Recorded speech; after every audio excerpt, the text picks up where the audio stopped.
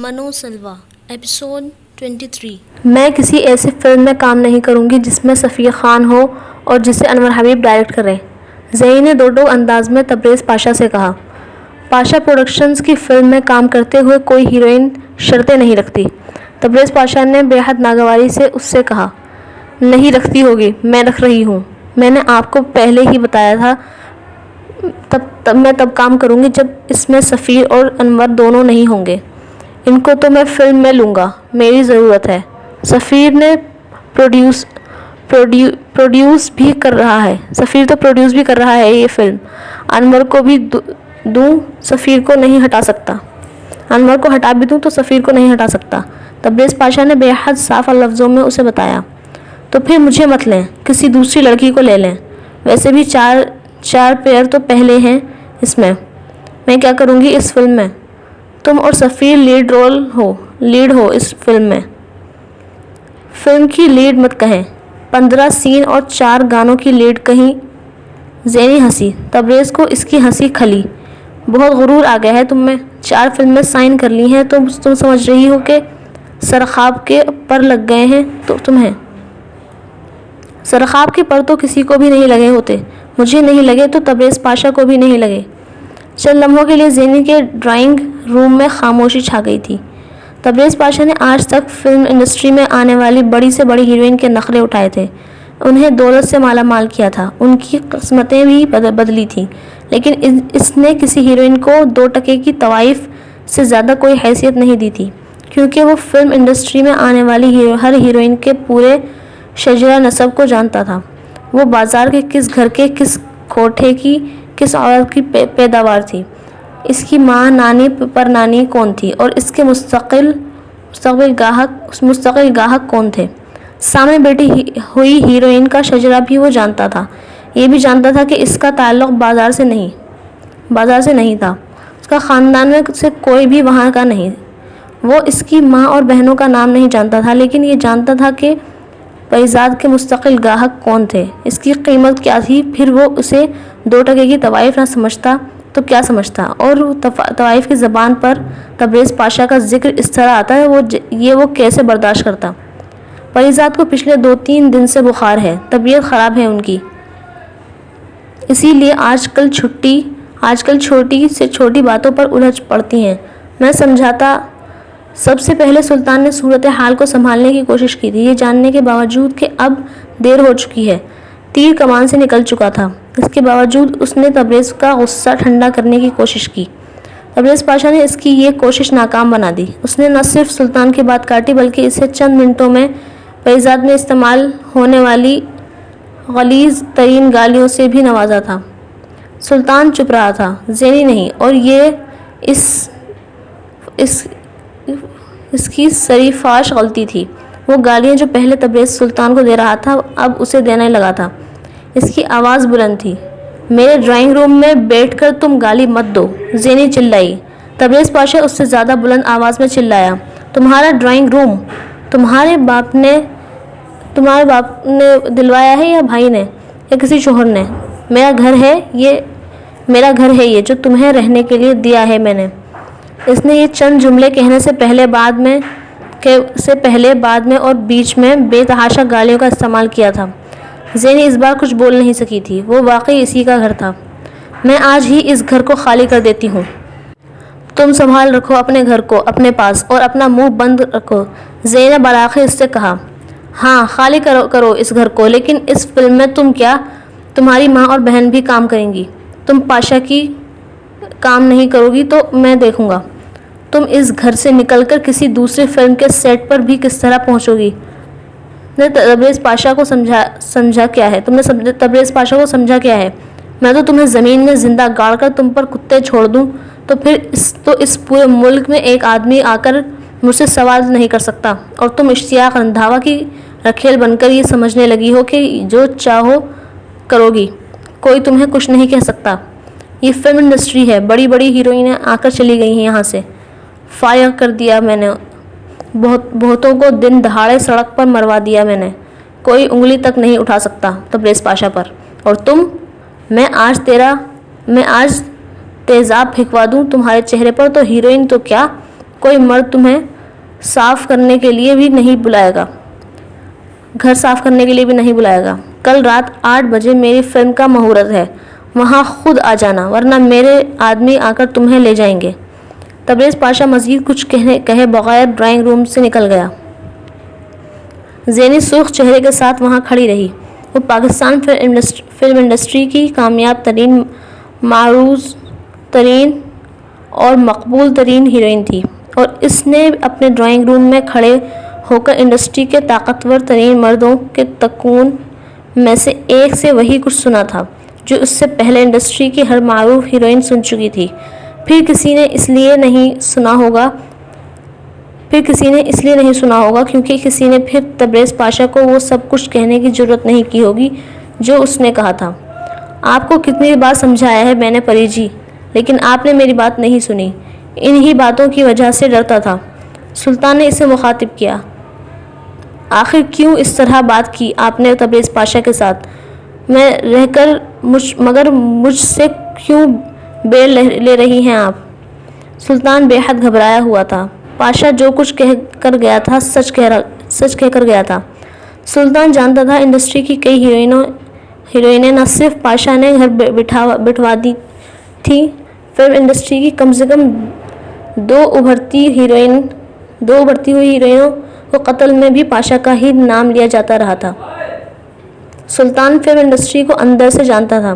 Industry کے ہر بڑے اور چھوٹے کو اور پریزاد کچھ بھی سمجھنے اور دیکھنے پر تیار ہی نہیں تھی، اور اگر کہہ کر گیا تھا کہ پریزاد پر تیزاب پھینکا جا سکتا تھا تو پھینکا جا سکتا تھا، مارا جا سکتا تھا تو واقعی مارا جا سکتا تھا۔ سلطان کے لیے یہ دھمکیاں نہیں تھیں، نہ ہی گیرڈ بھبکیاں، کیونکہ کہہ کر جانے والا تبریز پاشا تھا۔ سلطان مسلسل بولتا رہا تھا اور زینی نے ایک لفظ نہیں کہا تھا۔ وہ وہاں ڈرائنگ روم کے سینٹر میں کھڑی اسی طرح گمسم تھی جس طرح تبریز کے جاتے ہوئے تھی۔ بہت دیر بعد سلطان سے کچھ بھی کہے بغیر اس نے کمرے کے دروازے کی طرف قدم بڑھا دیا۔ سلطان جاننا چاہتا تھا کہ وہ کیا سوچ رہی ہے، کس نتیجے پر پہنچی ہے، اب کیا کرنے والی ہے، کیا مہورت پر جائے گی، مگر پریزاد چپ تھی اور سلطان کو اس کی چپ ہولا رہی تھی۔ ڈرائنگ روم سے باہر لاؤنج میں قدم رکھتے ہی زینی نے نفیسہ اور ربیہ کو دیکھ لیا تھا۔ وہ دونوں بے حد پریشانی کے عالم میں لاؤنج کے ایک صوفے پر بیٹھی ہوئی تھی۔ یقیناً ان دونوں نے تبریز پاشا کی گفتگو سنی تھی، اگر اسے گفتگو کہا جا سکتا تو۔ اگر کچھ دیر پہلے ڈرائنگ روم میں تبریز پاشا کی گالیاں سننا اذیت ناک تھا تو اس وقت نفیسہ اور کا سامنا کرنا اس سے زیادہ اذیت ناک تھا۔ وہاں کسی کو کسی سے کچھ کہنے کی ضرورت نہیں تھی، خاموشی سب کچھ کہہ رہی تھی۔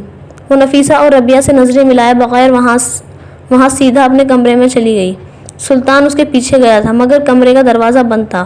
پہلی بار اس نے سلطان پر کمرے کا دروازہ بند کیا تھا۔ سلطان کو چین کیسے آتا؟ وہ نفیسہ اور ربیہ کے بلایا ہوا آیا، لیکن اس سے پہلے کہ وہ ان سے کچھ کہہ پاتا انہوں نے اس سے پوچھنا شروع کر دیا تھا۔ تبریز پاشا جو کچھ کہہ رہا تھا زینی کو کیوں دھمکا رہا تھا؟ سلطان کو بروقت صورتحال کی سنگینی کا احساس ہوا۔ اس نے ان دونوں کو تسلیاں دینا شروع کر دیں۔ پتہ نہیں ان دونوں کو اس کی باتوں پر کتنا یقین آیا کتنا نہیں، مگر ان دونوں نے سوال کرنے بند کر دیے تھے۔ سلطان ساری رات اس کے کمرے کے دروازے کے باہر بیٹھا رہا تھا۔ کمرے میں جلتی ہوئی اندروں وقفے سے ہونے والی آہٹیں بتا رہی تھی کہ وہ بھی جاگ رہی تھی۔ وہ باہر بیٹھے ہوئے بھی پتا تھا کہ وہ کس طرح کمرے کے چکر کاٹ رہی ہوگی۔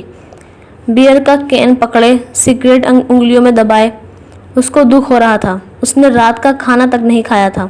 رات کا کھانا، صبح کا ناشتہ، دوپہر کا کھانا، کوئی چائے، کوئی کافی، جوس، کچھ نہیں۔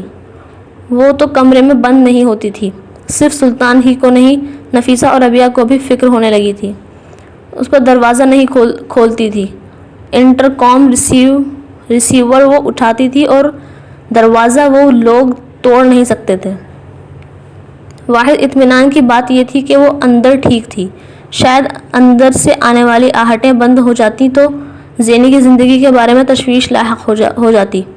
اور پھر بالآخر وہ ٹھیک 7:30 بجے کمرے سے نکل آئی تھی، خوبصورت کپڑوں میں ملبوس، میک اپ کیے اور شاندار جویلری سے آراستہ۔ وہ جیسے کہیں جانے کے لیے بالکل تیار تھی۔ سلطان اسے دیکھ کر پہلے بھونچکا ہوا تھا، پھر خوش۔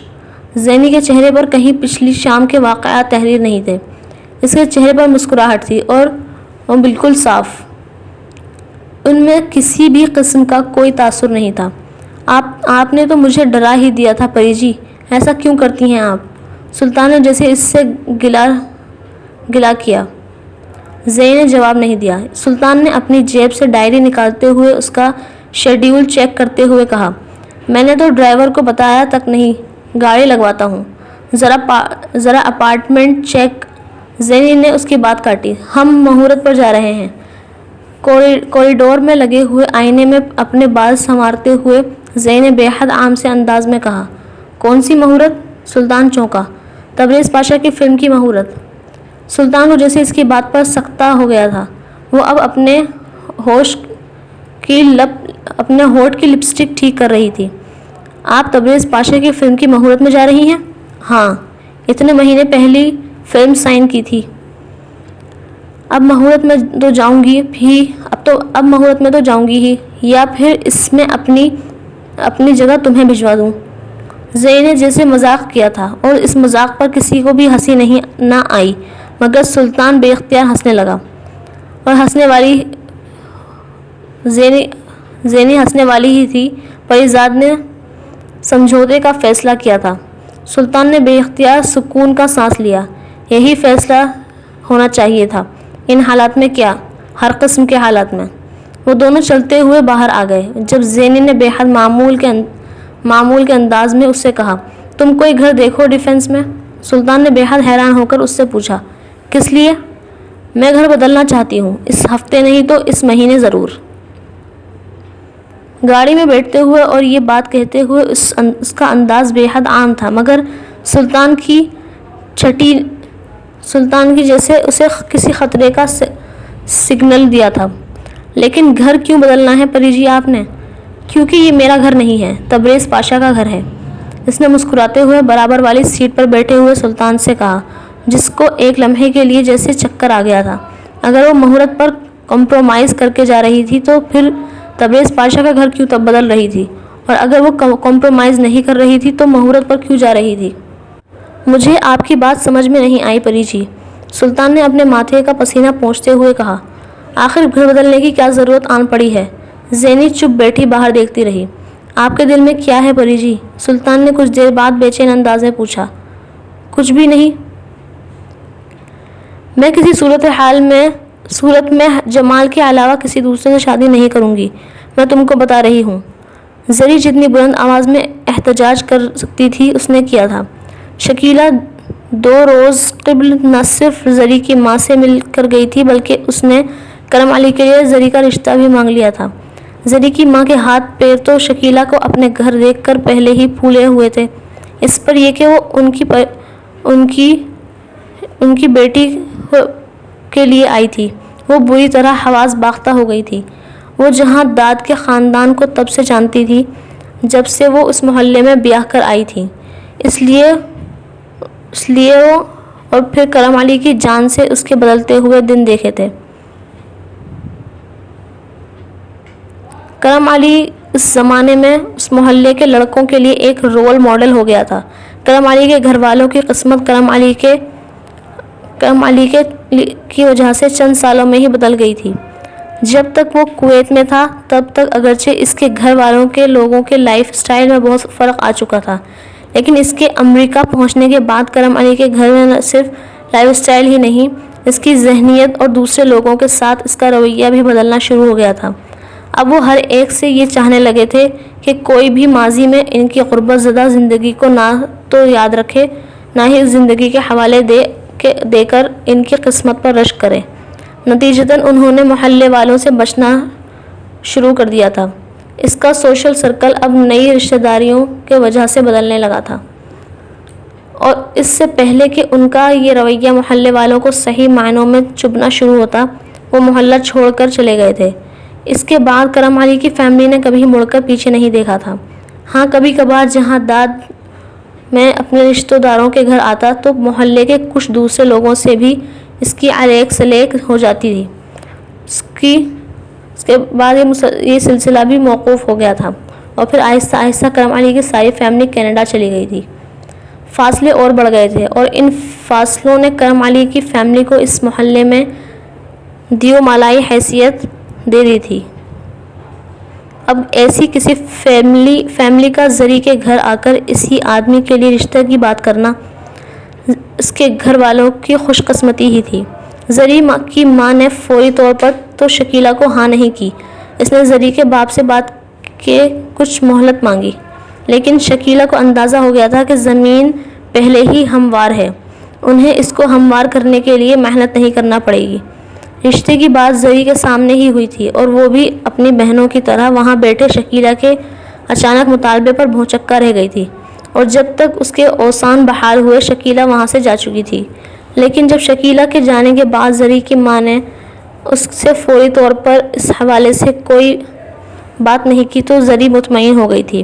ایسے رشتے اس کے گھر بہت آتے رہتے تھے۔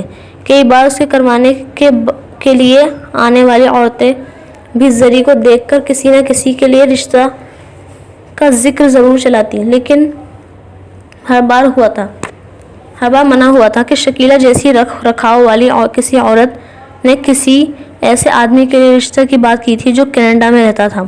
اگرچہ زری کو حیرت ہوئی تھی کہ اس کی ماں نے فوری طور پر اس رشتے کے سلسلے میں اس سے بات کیوں نہیں کی تھی، لیکن اگر اس کی ماں خاموش رہی تھی تو زری نے بھی اس معاملے پر بات نہیں کی۔ زری کی ماں نے اسی رات اپنے شوہر سے اس رشتے کی بات کی تھی اور حمید کو جیسے یقین نہیں آ رہا تھا، اور جب یقین آیا تو کسی تعامل کے اور تعارض کی گنجائش ہی نہیں تھی۔ وہیں بیٹھے بٹھائے کرم علی کی عمر کر اندازہ لگایا گیا 37-38 سال، اور زری ابھی 19 کی نہیں ہوئی تھی۔ عمر کا فرق بے معنی تھا۔ اتنی دولت کے ساتھ اگر کرم علی 50 کا بھی ہوتا تب بھی یہ رشتہ بے حد مناسب تھا۔ شکل و صورت کا تو خیر موازنہ کیا ہی نہیں گیا۔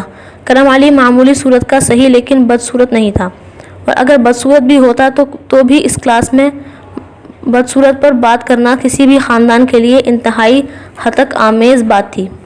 زری کی ماں کو کرم علی کی اس زمانے کی ایک منگنی اور پھر اس منگنی کا ٹوٹنا یاد آیا، لیکن ایک منگنی کا ٹوٹنا دونوں بیکار اعتراضات ہوتے۔ شکیلہ کے بقول کرم علی نے اب تک شادی نہیں کی تھی، اور یہ وہ چیز تھی جو حمید اور اس کی بیوی دونوں کو ذرا ناقابل یقین لگ رہی تھی۔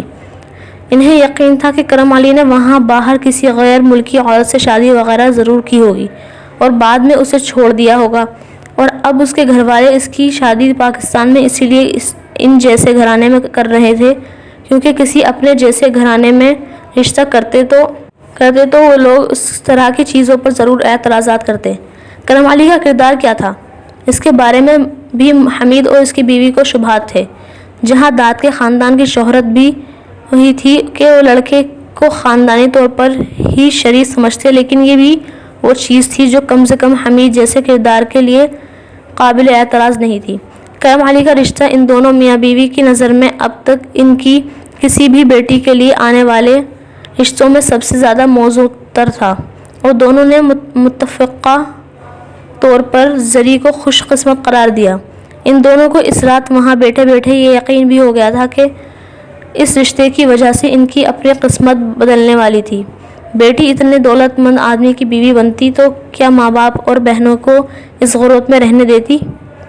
اس کی اگر واقعی کوئی دیوی تھی تو وہ ان پر مہربان ہو گئی تھی۔ رشتے کو فوری طور پر قبول کرنے کا فیصلہ کر لیا گیا تھا، اور یہ فیصلہ زری نے بھی سن لیا تھا۔ اس نے نہ صرف یہ فیصلہ سنا تھا بلکہ ماں باپ کی ساری باتیں سنی تھی، اور ان کی گفتگو نے اس کا خون کھولا دیا تھا۔ ایک بڑی عمر کا کم شکل آدمی جس کی اگر باہر کہیں ہوتی تھی تو اگر شادی ہوئی تھی تو بچے بھی ہو سکتے تھے، وہ اس کے ماں باپ کو اس کے لیے بے حد موزوں بر لگ رہا تھا کیونکہ اس کے جیب میں سونے کے سکے تھے۔ زری چراغ پا ہو رہی تھی۔ اگر اسے حمید کا خوف نہ ہوتا تو وہ اسی وقت اٹھ کر ان دونوں کے سامنے سے رشتے سے انکار کر کے جاتی، لیکن اس نے بہرحال یہ طے کر لیا تھا کہ وہ اگلے دن ماں کو دو ٹوک انداز میں اپنی بات پہنچائے گی۔ اگلے دن صبح ماں اس کا انکار سننے سے پہلے ہی کام کے لیے گھر سے نکل چکی تھی، اور شام کو جب وہ گھر آئی تو وہ اکیلی نہیں تھی، اس کے ساتھ شکیلہ بھی آئی تھی، اور شکیلہ کے ساتھ مٹھائی اور پھلوں کی ٹوکری لیے ہوئے تھی۔ وہ رشتہ طے کرنے آئی تھی۔ زری کا خون ایک بار پھر کھول کر رہ گیا۔ حمید بھی اس وقت گھر پر تھا۔ وہ نہ ہوتا تو زری اس وقت وہ شکیلہ کو خود اس رشتے سے انکار کر دیتی، لیکن وہ حمید کی موجودگی میں اس نے نہ صرف شکیلہ سے پیسے لیے بلکہ مٹھائی بھی کھائی۔ شکیلہ جاتے ہوئے اس کی چوڑیوں اور انگوٹھی کے ساتھ ساتھ کپڑوں کا تھیلا بھی دے گئی۔ انہیں شادی کی جلدی تھی۔ زری اس رات بھی نہ ماں سے بات کر سکی نہ ہی جمال سے۔ البتہ اس نے اپنی چھوٹی بہنوں کو صاف الفاظ میں بتا دیا تھا کہ وہ کرم علی جیسے بڈھے سے شادی کا کوئی ارادہ نہیں رکھتی، لیکن اس کی بہنوں نے اس کی اس دھمکی میں کوئی دلچسپی ظاہر نہیں کی تھی، نہ ہی ان کے دل میں کوئی خدشات پیدا ہوئے تھے۔ انہوں نے زری سے بڑی 3 بہنوں کو بھی انہی دھمکیوں کے بعد انہی جگہوں پر شادیاں کرتے دیکھا تھا جہاں حمید نے ان کے رشتے طے کیے تھے، تو اس طرح کا انکار اور دھمکی جیسے ان کے گھر کی روایت بن گئی تھی، لیکن اس میں سے ہر ایک زری کی قسمت پر رشک کر رہی تھی۔ یہ پہلی شادی تھی جس پر ان میں سے ہر ایک واقعی خوش تھا۔ ان کی ایک دولت مند آدمی سے رشتہ داری ہونے والی تھی۔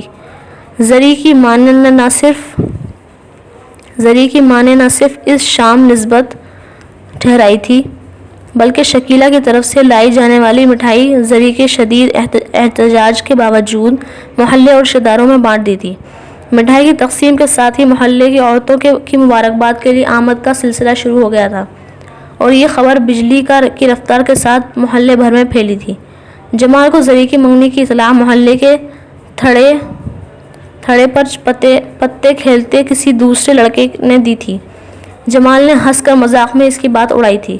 ہر مہینے ہی زری کی کسی نہ کسی کے ساتھ منگنی کی افواہیں اڑتی رہتی تھیں، لیکن اس بار خبر لانے والا لڑکا اپنے گھر میں زری کے گھر سے آنے والی مٹھائی کھا کر آیا تھا۔ صرف یہ بلکہ وہ کرم علی کے بارے میں اپنی ماں سے ساری معلومات بھی لے آیا تھا۔ کرم علی کے نام اور اس کے خاندان سے زبانی طور پر محلے کی یہ نوجوان نسل بھی واقف تھی، حتیٰ کہ جمال بھی، اور شاید کرم علی کا نام تو تھا کہ جمال پہلی بار پتے کھیلنا بھول گیا۔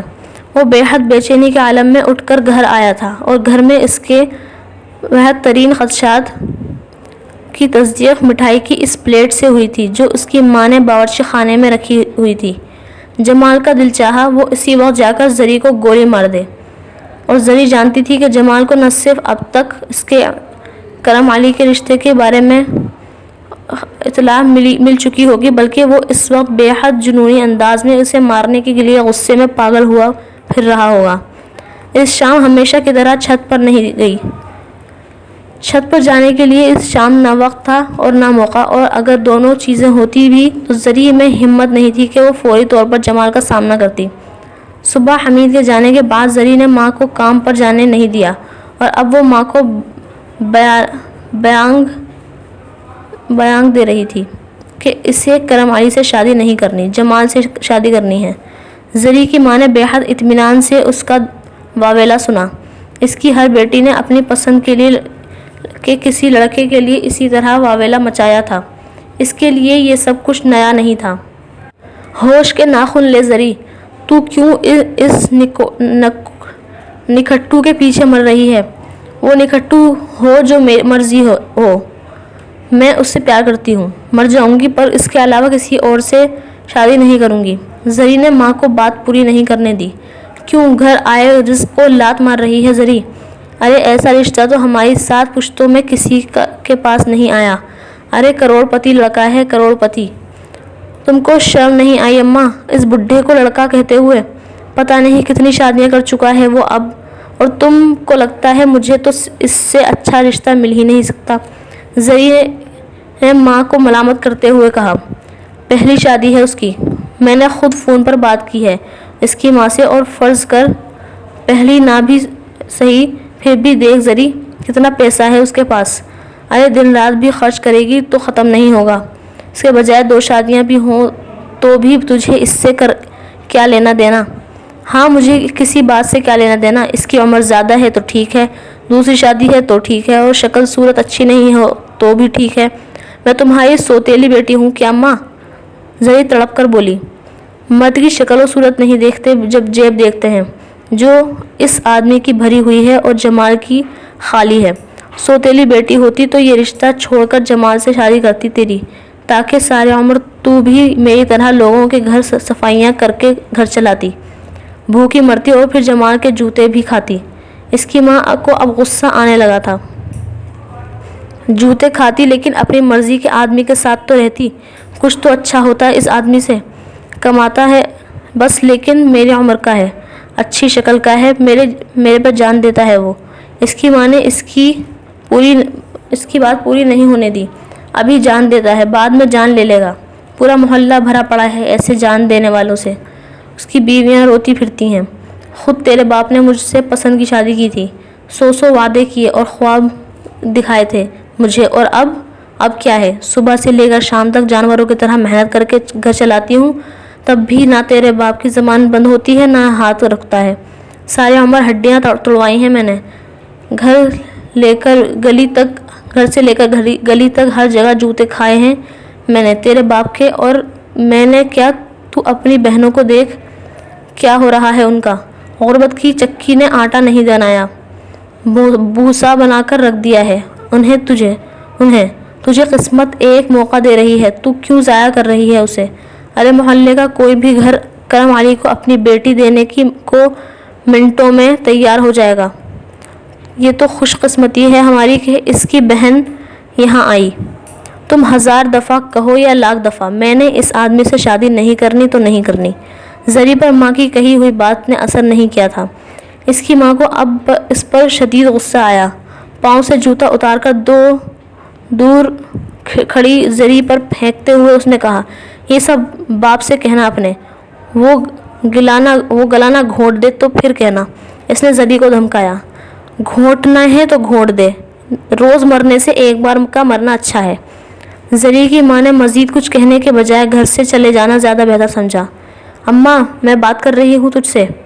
زری نے ماں کو دروازے سے نکلتے دیکھ کر گلا تقریباً پھاڑتے ہوئے کہا۔ زری کی ماں نے پلٹ کر دیکھنے کی زحمت تک نہیں کی تھی۔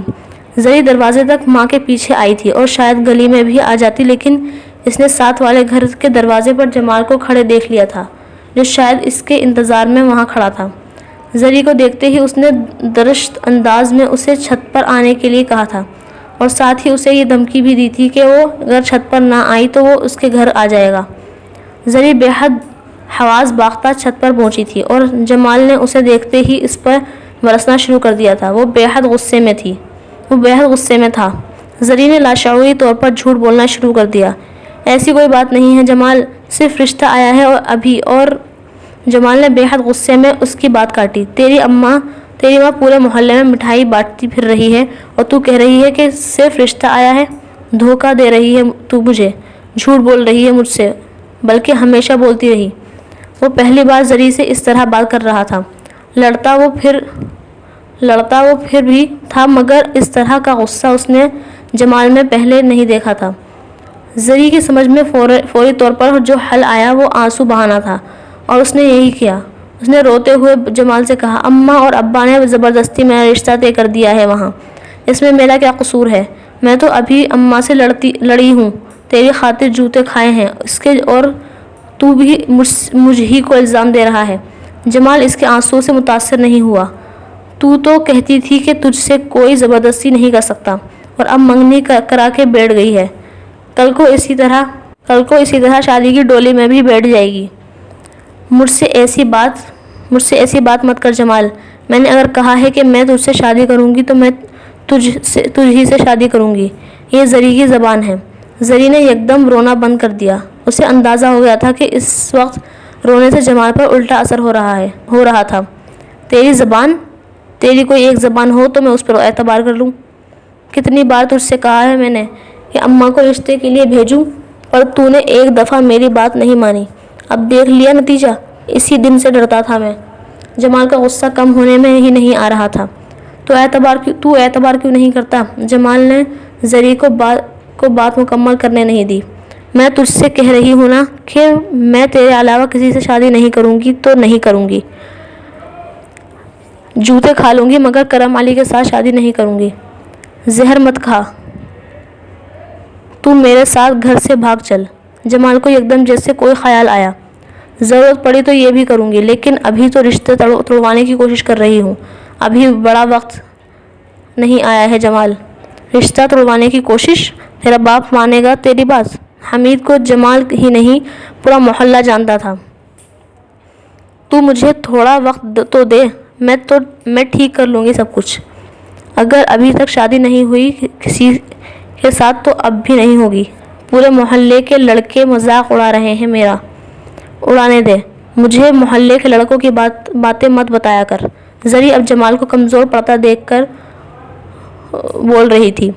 تجھے پتا ہے زری، میں تیرے بغیر نہیں رہ سکتا۔ اگر یہ کرم علی یہاں ہوتا تو میں جا کر اس کو مار دیتا، اور اب میں خود کو مار سکتا ہوں اور میں اپنی جان دے دوں گا اگر تو نے اس سے رشتہ کو ختم نہ کروایا۔ جمال کی آنکھوں میں اب آنسو آ گئے تھے۔ زری کے دل کو کچھ ہونے لگا۔ کرم علی سے اس کی شادی میں اس کی نفرت میں یکدم شدید اضافہ ہو گیا تھا۔ شکیلہ 2 دن بعد پھر وہاں موجود ہوئی تھی، اور اس بار وہ یہ پیغام لے کر آئی تھی کہ انہیں 2 ہفتے کے اندر کرم علی کی شادی کرنی تھی۔ حمید اور اس کی بیوی نے بخوشی اس کا یہ مطالبہ قبول کر لیا تھا۔ وہ جانے سے پہلے شادی کے انتظامات کے لیے حمید کو کچھ رقم دینے کے ساتھ انہیں یہ بھی بتا گئی تھی کہ انہیں صرف سادگی سے نکاح اور رخصتی چاہیے۔ وہ شادی کی باقی تقریبات خود ہی کینیڈا میں منعقد کر لیں گے۔ حمید اور اس کی بیوی کے لیے یہ ایک اور نعمت غیر مترقبہ تھی۔ وہ پہلے ہی شادی 4 کپڑوں میں کرنے والے تھے، لیکن اب شکیلہ کی اس آفر کا صاف مطلب یہ تھا کہ حمید اس رقم کو بھی بچا لیتا جو بظاہر شادی کے انتظامات کے لیے رکھی گئی تھی۔ پہلی بار صحیح معنوں میں زری کے ہاتھوں کے طوطے اڑے تھے۔ 2 ہفتے میں شادی کا مطلب تھا کہ اس کے پاس انکار کرنے اور ماں باپ کو منانے کے لیے وقت نہ ہونے کے برابر تھا۔ پہلے اگر وہ ماں سے جھگڑ کر اسے منا رہی تھی تو اب وہ منتوں پر آ گئی تھی، مگر اس کی ماں ٹس سے مس نہیں ہو رہی تھی۔ زری کا سلائی اسکول جانا بند کر دیا گیا تھا، اور حمید کی بیوی اب 24 گھنٹے گھر میں رہنے لگی تھی۔ اس نے ان تمام گھروں کا وقتی طور پر کام چھوڑ دیا تھا۔ گھر میں ویسے بھی شکیلہ کی شادی کے انتظامات کے لیے دیے گئے پیسے اتنے تھے کہ وہ اگلے کئی ماہ اطمینان سے گھر میں بیٹھ کر کوئی کام کیے بغیر کھا سکتے تھے۔ شکیلہ 2 دن کے بعد ایک بار پھر آ گئی تھی۔ اس دن وہ زری کو کپڑے، جوتوں اور دوسری چیزوں کی شاپنگ کروانے کے لیے آئی تھی، اور اس دن زری نے زندگی میں پہلی بار اس گاڑی میں سفر کیا جسے اس نے ٹی وی پر دیکھا تھا۔ ان ڈراموں کے کردار ان گاڑیوں میں سفر کرتے تھے جو پھر سڑک پر ویگن انتظار کرتے ہوئے دیکھا تھا، جس میں آج وہ شکیلہ کے ساتھ سفر کر رہی تھی، اور اس نے پہلی بار اس گاڑی میں اندر بیٹھ کر اس کے شیشوں سے باہر نظر آنے والی دنیا اور اس کی دنیا کے پیدل، سائیکل سوار اور بسوں، ویگنوں، لٹکتے لوگوں کو دیکھا۔ اسے ان پر ترس آیا۔ ایئر کنڈیشنڈ گاڑی کے اندر کی دنیا ایسی ہوتی ہے۔ اسے ایک عجیب سی مسرت ہوئی تھی، الجھن، اضطراب، بے چینی، اور کرم علی سے نفرت کے باوجود اسے گاڑی میں بیٹھنا اچھا لگا تھا۔ شکیلہ مسلسل باتیں کر رہی تھی۔ پچھلی سیٹ پر اس کے برابر بیٹھی ہوئی اسے کینیڈا میں کرم علی کی پرتعلق زندگی کے بارے میں بتا رہی تھی۔ اس کے گھر کا سائز، کمروں کی تعداد، گاڑیوں کے ماڈل، گاڑیوں کی تعداد، وہ کہاں سفر کر چکا تھا، وغیرہ۔ لیکن زری کی توجہ اس وقت کسی وغیرہ پر نہیں تھی۔ وہ صرف اس گاڑی کی آرام دہ سیٹ اور ایئر کنڈیشن کی خنکی سے محظوظ ہو رہی تھی۔ سڑک کے کنارے کھڑی اس کی عمر کی کسی بھی لڑکی کی نظر سے اس کی نظر ٹکرائی تو وہ بڑی آسانی سے اس کی آنکھوں میں وہ حسرت اور رشک پڑھ سکتی تھی جو کبھی خود اس کی آنکھوں میں ایسی گاڑیوں میں کو دیکھنے والی لڑکیوں کو دیکھ کر جھلکتا تھا۔ ایک عجیب سا نشہ تھا جو اس وقت زری کو اپنے اعصاب پر سوار ہوتا محسوس ہو رہا تھا، اور یہ صرف یہ تھا شکیلہ اس دن صبح سے شام تک اسے شہر کی مہنگی ترین دکانوں پر لے جا کر خریداری کرواتی رہی تھی، ایسی دکانوں پر جس کو اس نے سڑک سے گزرتے ہوئے بھی غور سے دیکھا تک نہیں تھا، کیونکہ اسے یقین تھا وہ زندگی میں کبھی ان دکانوں پر جا کر کچھ خریدنے کے قابل نہیں ہو سکتی تھی۔ زری کو پہلے چپ لگی تھی تو اب سکتہ ہو گیا تھا۔ اس کے سامنے جو کپڑا خریدنے کے لیے پسند کرنے کو دکھایا جا رہا تھا، اسے ان میں سے انتخاب کرنا مشکل ہو رہا تھا۔ ہر کپڑا پہلے سے اچھا، مہنگا اور نفیس تھا۔ زری کو اس کپڑے کو ہاتھ لگاتے ہوئے جھجک ہو رہی تھی، اور اس کی سمجھ میں نہیں آ رہا تھا کہ شکیلہ دھڑا دھڑ کیسے ان کپڑوں میں نقص نکالتے ہوئے انہیں رد کر رہی تھی۔ زری نے بہت دفعہ ان ایئر کنڈیشن دکانوں میں اپنے ماتھے کا پسینہ پوچھا۔ شکیلہ اسے جیسے کسی اور دنیا میں لے آئی تھی۔ کپڑے، جوتے، کاسمیٹکس، زیورات، وہ ہر دکان میں جا کر بوکھلا رہی تھی، اور ہر دکان میں خریداری کے بعد بھی اسے یقین نہیں آتا تھا کہ اس نے وہاں سے اپنے لیے کچھ خریدا تھا۔ رات کے 10 بجے سامان کے انبار کے ساتھ جب شکیلہ اسے اس کے گھر چھوڑ کر گئی تو زری کے اتوار بدلتے ہوئے تھے۔ اس کی ماں اور بہنیں خریدی ہوئی چیزوں کو کھول کھول کر دیکھتے ہوئے بالکل اسی طرح سکتے میں آ رہی تھی جس طرح وہ ان چیزوں کو دکانوں میں دیکھ کر ہو رہی تھی۔ ایک عجیب سی مرعوبیت اور اس کے جواب ان سب کے انداز میں زری کے لیے آ گئی تھی۔ وہ رات کے پچھلے پہر تک ان چیزوں کو اوڑھ کر اور پہن کر دیکھتی اور خوش ہوتی رہی تھی، لیکن ان کے سمیٹے جانے اور اس کی نظروں کے سامنے سے غائب ہونے کے بعد اس کے ذہن میں اس دن پہلی بار جمال کا خیال آیا تھا۔ وہ یکدم بے چین ہو گئی۔ اسے لگا جیسے ان چیزوں کی خریداری کر کے اس نے اس سے بے وفائی کی تھی۔ وہ سارا دن اس کا چھت پر انتظار کرتا رہا ہوگا، اور ہو سکتا ہے اب بھی چھت پر بیٹھا ہو۔ اسے جب نیند نہیں آتی تھی تو وہ اس طرح رات کو چھت پر آ کر بیٹھا رہتا تھا۔ وہ اٹھ کر کمرے سے باہر جانے لگی۔ کہاں جا رہی ہو؟ گلشن نے اسے ٹوکا۔ کہیں نہیں، زری نے بات گول کرنے کی کوشش کی۔ ابا آج چھت پر ہی سو رہا ہے، گلشن نے بے حد جتانے والے انداز میں اسے جتایا۔ وہ جھنجھلا کر واپس کمرے میں کونے میں پڑی اپنی چارپائی پر آ گئی۔ بڑی خوش قسمت ہے تو زری، سچی مجھے بڑا رشک آ رہا ہے تجھ پر۔ مجھے نہیں چاہیے ایسی قیمت، میں جمال کے بغیر مر جاؤں گی۔ زری نے بے حد غصے سے کہا۔ انسان روٹی کے بغیر مر جاتا ہے، دوائی کے بغیر مر جاتا ہے، محبت کے بغیر کوئی نہیں مرتا۔ گلشن نے بے حد اطمینان سے کہا۔ تو تم کیوں نہیں کر لیتی کرم سے شادی؟ زری نے تڑخ کر کہا۔ اگر وہ لوگ مجھے پسند کر کے گئے ہوئے تو ہنس کر کرتی میں اس سے شادی، گلشن نے دو بدو کہا۔ چاہے وہ بڈھا ہوتا، بد شکل ہوتا، شادی شدہ ہوتا، جو مرضی ہوتا میں کر لیتی اس کے ساتھ شادی۔ تجھے پتا ہے کہ کرم علی سے تیری شادی سے ہمارے دن پھر جائیں گے۔ یہ جو بھوک اور ذلت کی زندگی ہے اس سے ہم سب نکل جائیں گے، تو اپنا نہیں تو ہمارا ہی سوچ لے۔ اور جمال، اس کا کیوں نہ سوچوں؟ کیا ہے جمال میں؟ صرف اچھی شکل، نہ گھر بار، نہ کام دھندا، اور تو اس سے شادی کے لیے مر رہی ہے۔ گلشن نے تلخی سے کہا۔ ساری عمر یوں نہیں رہے گا، وہ کام کرنے لگے گا۔ کیا کام کرے گا اور کتنے دن کرے گا؟ جس مرد کو کام کی عادت نہ ہو وہ بیوی کو گھر بٹھا کر روٹی نہیں کھلا سکتا۔ میں خود کر لوں گی کام، باپ کے گھر میں کرتی ہوں تو شوہر کے گھر میں بھی کر لوں گی۔ باپ کے گھر میں ساری زندگی نہیں کرنا پڑتا، شوہر کے گھر میں کام کرنے لگو تو پھر ساری عمر ہی کرنا پڑتا ہے۔ کوئی بات نہیں، کر لوں گی میں۔ زری بزد تھی۔ ساری عمر کام کر کے اماں جیسی حالت ہو جائے گی تیری، جوانی میں بوڑھی ہو جائے گی۔ گلشن نے ایک بار پھر زری کی بات کاٹی۔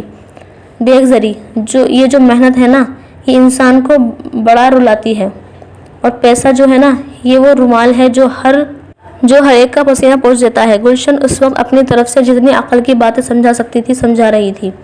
تو میری ایک بات یاد رکھنا گلشن، اماں اور ابا نے میری بات نہ مانی تو میں عین نکاح کے وقت انکار کر دوں گی۔ میں دوسری بہنوں کی طرح خوشی خوشی شادی کر کے اس گھر سے نہیں جاؤں گی۔ کرم کے مر جانے کے بجائے جان دے دوں گی یہاں۔ گلشن نے بے اختیار اپنا سر پکڑ لیا۔ زری کو سمجھانا اس وقت بھینس کے آگے بین بجانے کے مترادف تھا۔ گلشن کی سمجھ میں نہیں آ رہا تھا کہ اسے جمال میں ایسا کیا نظر آ رہا تھا جو وہ اس کے لیے یوں جان دینے پر تیار تھی، اور اسے کرم علی کا پیسہ بھی نظر نہیں آ رہا تھا، جبکہ وہ تو پیسے کے لیے کچھ بھی کر سکتی تھی، اور اب وہ واقعی اسے کچھ بھی کیے بغیر پیسہ حاصل کرنے کا موقع مل رہا تھا، تو اسے جمال اور اس کی محبت نظر آنے لگی تھی۔ سلطان مہورت کی تقریب میں شرکت کے لیے پاشا پروڈکشنز کے اسٹوڈیو میں زینی کے ساتھ شروع ہونے تک خوف زدہ رہا تھا، لیکن زینی اور تبریز پاشا کا آمنا سامنا ہوتے ہی اس کا حلق میں اٹکا ہوا سانس بحال ہو گیا تھا۔ دونوں بے حد گرم جوشی سے ملے تھے۔ زینی کو دھمکانے کے باوجود تبریز پاشا نے پریزاد کو یہاں پا کر سکون کا سانس لیا تھا۔ سلطان کو اگر زینی کی طرف سے کسی غیر معمولی رویے یا حرکت کی توقع تھی تو وہ وہاں نظر نہیں آئی تھی، اور اس وقت تو صرف سلطان کو ہی نہیں، سفیر خان کو بھی جیسے شادی مرغ ہو گیا تھا۔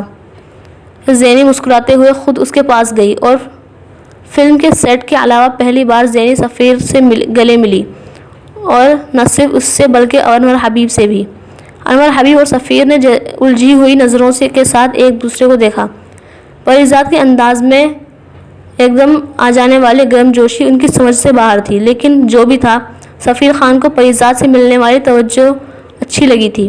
وہ مہورت میں اس کے ساتھ رہی تھی۔ دونوں آپس میں باتیں کرتے رہے اور قہقہے کا تبادلہ ہوتا رہا، اور میڈیا کے لوگ ان کے درمیان اچانک نظر آنے والی اس کیمسٹری کے بارے میں چہمگوئیاں کرتے رہے۔ پریزاد اور سفیر خان کے درمیان صلح، یہ یقیناً اگلے دن کی اخباروں میں شوبز کے صفحات کا ہیڈ لائنز بننے والی تھی۔ اور اس صلح یا مفاہمت کی وجوہات کیا تھیں؟ اگلے کئی دنوں اس پر اخباروں میں بحث اور قیاس ہونے والی تھی، لیکن فلم انڈسٹری کے لوگوں نے مہورت کی اس تقریب میں پریزاد اور سفیر کے ہونے والی اس صلح کو انڈسٹری کے لیے ایک اچھا شگن قرار دیا تھا۔ مہورت سے واپسی پر گاڑی میں سلطان مسلسل چہکتا رہا تھا۔ وہ واقعی بے حد خوش تھا۔ پریزاد نے عقل مندی کا مظاہرہ کیا تھا۔ وہ اسے بتا رہا تھا کہ اس انڈسٹری میں ہمیشہ وہی ہیروئن سب سے لمبے عرصے تک راج کرتی رہی ہے جس کی کسی ہیرو، ہیروئن یا ڈائریکٹر اور پروڈیوسر کے ساتھ تنازعات نہیں رہے، اور ہیروئن اسکینڈلز اور تنازعات میں انوالو ہوتی رہی ہے۔ وہ صرف چند سالوں سے زیادہ اس انڈسٹری سے غائب نہیں ہوئی، بلکہ لوگوں کی یادداشت سے بھی غائب ہو گئی۔ زینی سگریٹ پیتے ہوئے بے حد خاموشی اور سنجیدگی کے ساتھ اس کی باتیں سن رہی تھی، اور سلطان کو پورا یقین تھا کہ وہ اس کی باتوں پر غور بھی کر رہی ہے۔ وہ کچھ اور پرجوش ہوتے ہوئے زینی کو نصیحت کرنے لگا۔ وہ ہر چیز پر خوش تھا، سفیر خان سے صلح پر، انور حبیب کے ساتھ بات چیت پر، تبریز پاشا کے ساتھ کی جانے والی پہل پر۔ وہ پریزاد کو اسی طرح کے رویے کا مظاہرہ کرتا دیکھنا چاہتا تھا۔ کرم علی کی فلم کی ڈیٹس آ گئیں۔ اس نے سلطان کی تمام نصیحتوں، تمام مثالوں، تمام شاباشیوں کے جواب میں سگریٹ کا ٹکڑا گاڑی کے ایش ٹرے میں پھینکتے ہوئے پوچھا۔ ایک لمحے کے لیے سلطان کچھ شرمندہ ہو گیا۔ اسے یوں لگا جیسے پریزاد نے اس کی ایک بات بھی نہیں سنی تھی۔ ہاں، ڈیٹس آ گئی ہیں۔ اس کی شوٹنگ اسٹارٹ ہو رہی ہے اگلے ماہ کی 29 سے۔ کرم علی سے کوئی رابطہ ہوا آپ کا؟ سلطان نے بات کرتے کرتے اچانک پوچھا۔ کیوں ہوتا؟ زینی نے جواباً بے حد تیکھے انداز میں اس سے پوچھا۔ بڑا پتھر دل آدمی ہے، سلطان نے بے ساختہ کہا۔ پتھر دل نہیں ہے، بس غرور ہے اسے اپنی دولت پر، اور ہونا بھی چاہیے۔ اگر اتنا پیسہ پاس ہو کہ انسان دوسرے کی زندگی اور وجود تک خریدنے پر قادر ہو تو غرور تو ہونا ہی چاہیے۔ اس نے بے حد لاپرواہی سے کہا۔ پر مجھے تو مغرور نہیں لگا پری جی، مجھے تو بڑا عاجز آدمی لگا ہے۔ وہ عاجز مگر تیکھا۔ سلطان نے کرم علی کی طرفداری کی۔ عاجز؟ وہ بے ساختہ ہنسی۔ کرم اور عاجز؟ اس نے نیا سگریٹ سلگاتے پھینک دیا۔ وہ اب کچھ سوچنے لگی تھی۔ سلطان نے بہت گہری نظروں سے زینی کا چہرہ دیکھا۔ وہاں اب کچھ ایسا تھا جو پہلے نہیں تھا۔ بعض دفعہ اسے پریزاد نہیں لگتی تھی، پری لگتی تھی۔ ایک لمحے کے لیے کرم علی کو لگا اس کی ماں اس کے ساتھ مذاق کر رہی تھی، لیکن وہاں ان کے پاس ایسے کوئی تاثرات نہیں تھے جس سے اس کی خوش فہمی کی بھی تصدیق ہوتی۔ کیا مطلب ہے آپ کا؟ اسے وضاحت طلب کرنا ضروری لگا۔ مطلب یہی ہے جو تم نے سنا ہے، میں نے تمہاری شادی طے کر دی ہے، اس کی ماں نے اس سے کہا۔ کیوں؟ اس نے بے ساختہ الجھے ہوئے انداز میں کہا۔ کیوں کا کیا مطلب ہے؟ تم اولاد ہو میری، سب سے بڑی اولاد، میری خواہش ہے کہ میں تمہارا گھر بسا دیکھوں، لیکن میں نے آپ کو بتایا ہے مجھے شادی میں دلچسپی نہیں ہے۔ شادی میں دلچسپی ہے یا نہیں ہے؟ اب تمہاری شادی طے کر دی ہے، لڑکی والے تیاری کر رہے ہیں، ہفتوں میں جا کر بیاہنا ہے ہمیں اسے۔ کرم علی کو لگا جیسے یہ واقعی کوئی مذاق تھا، ورنہ اس طرح بیٹھے بٹھائے اس کی ماں اس کی شادی جیسا کام اس سے بات کے بغیر خود اپنے آپ کیسے کر سکتی تھی؟ مجھ سے پوچھے بغیر آپ نے میری شادی طے کر دی؟ کرم علی کو جیسے شوق لگا تھا۔ کرم علی لڑکی خوبصورت ہے کہ تم دیکھو گے تو تمہیں ماں کے انتخاب پر فخر ہوگا۔ بات لڑکی کی خوبصورتی کی نہیں ہے، میری مرضی کی ہے۔ میں شادی نہیں کرنا چاہتا، چاہے وہ خوبصورت لڑکی ہو یا بدصورت۔ شادی نہیں کرنا چاہتے اور ایکٹریس کے ساتھ آوارہ پھرنا چاہتے ہو۔ کرم علی کی ماں اپنی اولاد کی سخت ہدایات کے باوجود پریزاد کا ذکر چھیڑے بغیر نہیں رہ سکی۔ چند منٹوں کے لیے کرم علی کچھ بول ہی نہیں سکا۔ پریزاد کو وہاں سے گئے کئی ہفتے ہو چکے تھے۔ اس وقت ان میں اس کا ذکر کیوں کر رہی تھی؟ اس کی ماں اس کا ذکر کیوں کر رہی تھی؟ وہ اس سوال سے بھی زیادہ جو بات اسے ناگوار لگی تھی وہ یہ تھی کہ اس کی ماں نے اس کے اور پریزاد کے میل جول کے بارے میں بتایا تھا۔ وہ بتانے والے سے بھی واقف تھا اور میل جول کی تفصیلات کس انداز میں بتائی ہوں گی اسے بھی جانتا تھا۔ وہ اس کے بھائیوں میں سے کوئی ایک تھا، یقیناً آصف۔ کون سی ایکٹریس؟ کرم علی نے بالآخر اپنے اعصاب پر قابو پاتے ہوئے کہا۔ تم کو اچھی طرح پتا ہے کون سی ایکٹریس۔ میرا منہ نہ کھلواؤ تم کو سوچنا چاہیے تھا چھوٹے بہن بھائی کیا سوچیں گے، کیا کہیں گے جب بڑا بھائی ایک بدنام زمانہ ایک ایکٹریس کو پہلے کینیڈا بلوائے پھر اسے ساتھ لے کر دن رات پھرے گا۔ اس کی ماں اب وہ سب کچھ کہہ رہی تھی جو اسے مختلف اولادوں کی طرف سے کرم علی اور اس پریزاد کے بارے میں بتایا گیا تھا یا کہا گیا تھا۔ میں ساری عمر کرم علی کی مثالیں دیتی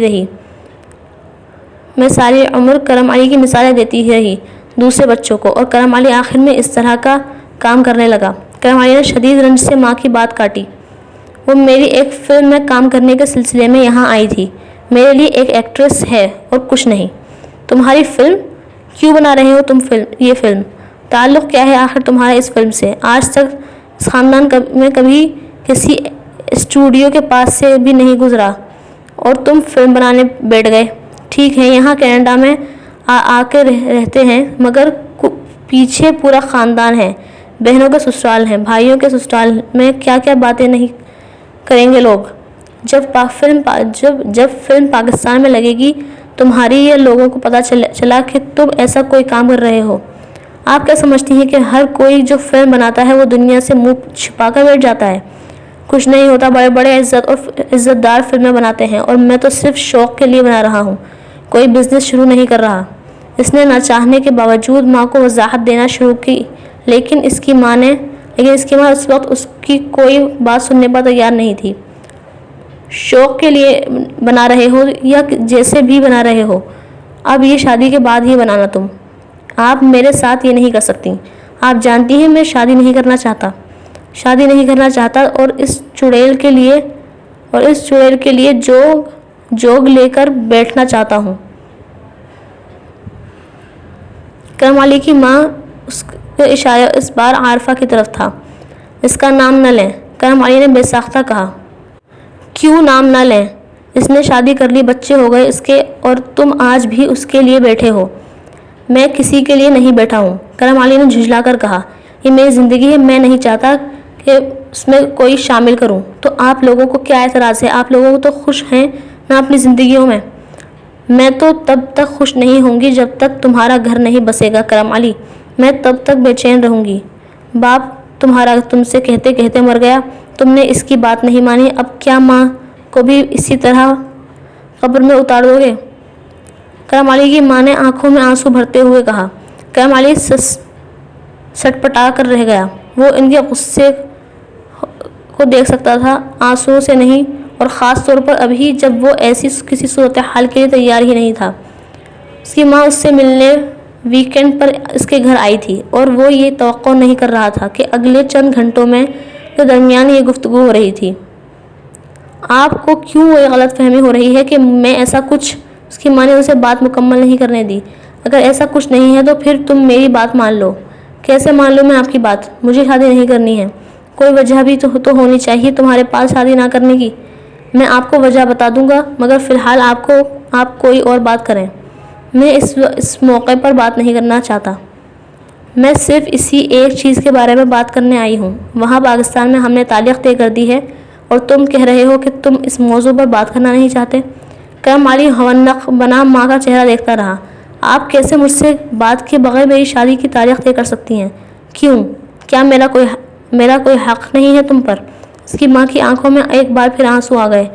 حق ہے آپ کا، بلکہ سارے حق آپ کو ہی ہیں۔ جب میں شادی کروں گا آپ ہی کی پسند اور اس سے کروں گا، لیکن فی الحال میں شادی کرنا نہیں چاہتا۔ کرم علی نے بے حد نرم آواز میں ماں کو قائل کرنے کی کوشش کی، اور وہ جو بیچارے شادی کی تیاریاں کر کے لوگوں میں دعوت نامے بھی بانٹ چکے ہیں، ان کا کیا ہوگا؟ اس لڑکی کے ماں باپ کیا کریں گے اگر وہ اس وقت ہم نے انہیں تمہارا شادی سے انکار پہنچایا؟ وہ جیتے جی مر جائیں گے، اور وہ بیچاری لڑکی۔ کرم علی، مجھے بددعاؤں سے بڑا ڈر لگتا ہے۔ میں کسی کی آہ نہیں لینا چاہتی۔ اس کی ماں نے دم پینترا بدلتے ہوئے کہا۔ آپ انہیں سمجھا دیں، سارا الزام میرے سر ڈال دیں، بلکہ میری طرف سے معافی مانگ لیں۔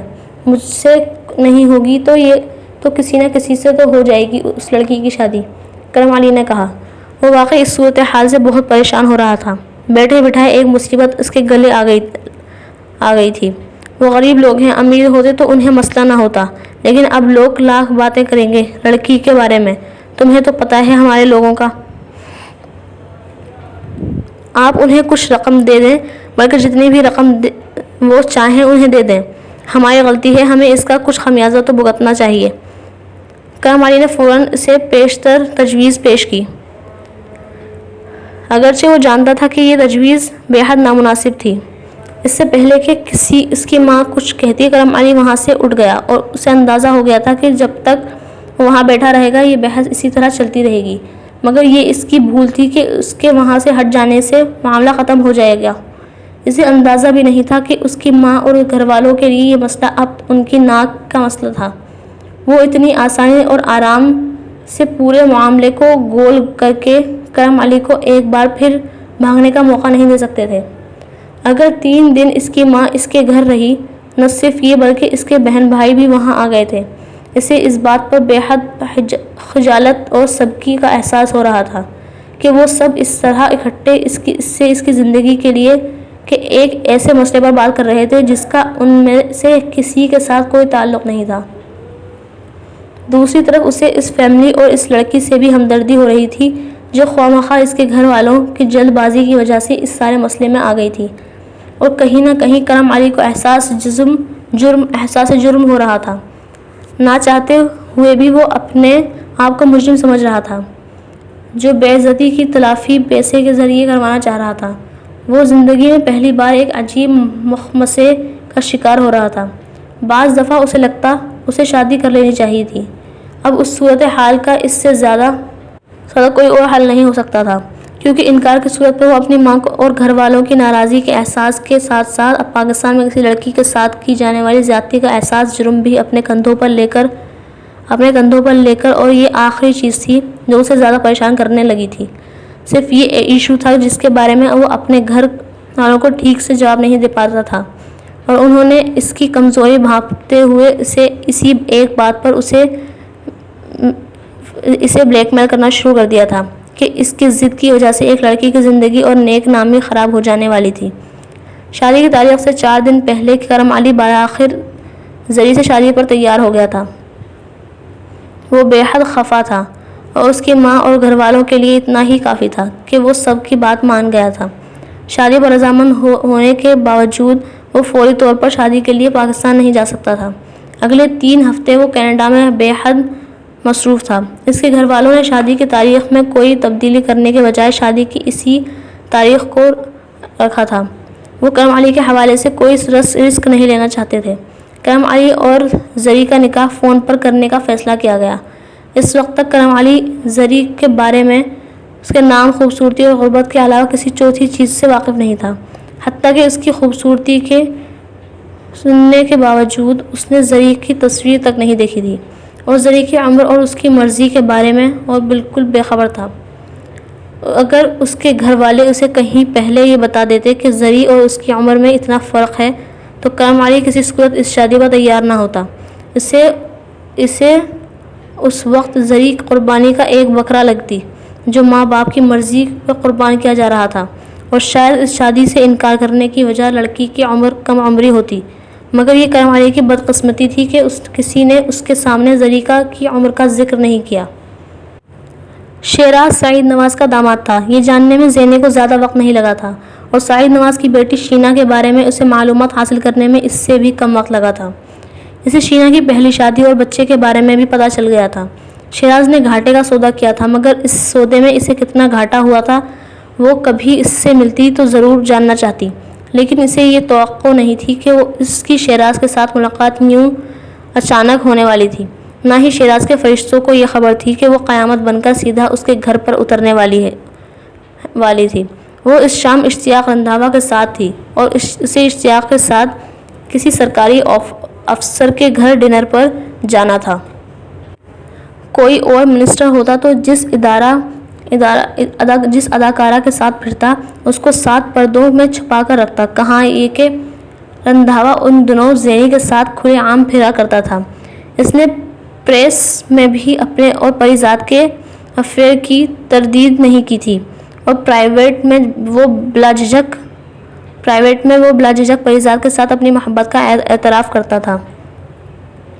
اس رات بھی زینی اس کے ساتھ یہی سوچ کر گئی تھی کہ وہ اسے اپنے کسی واقف کار کے گھر لے جا رہا تھا۔ افسر کا نام کیا تھا اسے اس میں دلچسپی نہیں تھی، لیکن اس گھر کے ڈرائیو وے پر گاڑی میں بیٹھے اور پورٹیکو میں کھڑے استقبال کے لیے کھڑے 3 لوگوں میں سے ایک کو دیکھ وہ پچھتائی۔ اسے اشتیاق رندھاوا سے اس افسر کا نام پوچھ لینا چاہیے تھا۔ زینی کے دل کی دھڑکن بڑھ گئی تھی۔ وہ شیراز کا گھر تھا یا پھر شاید سعید نواز کا، اگلے چند لمحوں میں اسے پتہ چل جاتا۔ شیراز بے حد حشاش بشاش موڈ میں شینا اور سعید کے ساتھ اشتیاق رندھاوا کو ریسیو کرنے کھڑا تھا۔ وہ اشتیاق کی نجی مصروفیات تھیں اور وہ اپنی سرکاری گاڑی کے بجائے ذاتی گاڑیوں میں سے ایک استعمال کر رہا تھا جسے اس کا ذاتی ڈرائیور چلا رہا تھا۔ گاڑی ڈرائیو وے پر ان کی طرف آ رہی تھی اور پورٹیکو سے ابھی کچھ فاصلے پر ہی تھی جب شیراز نے بھی زینی کو گاڑی کے عقبی سیٹ پر اشتیاق رندھاوا کے ساتھ دیکھ لیا۔ وہ ایک پل میں برف کا بت بن گیا تھا۔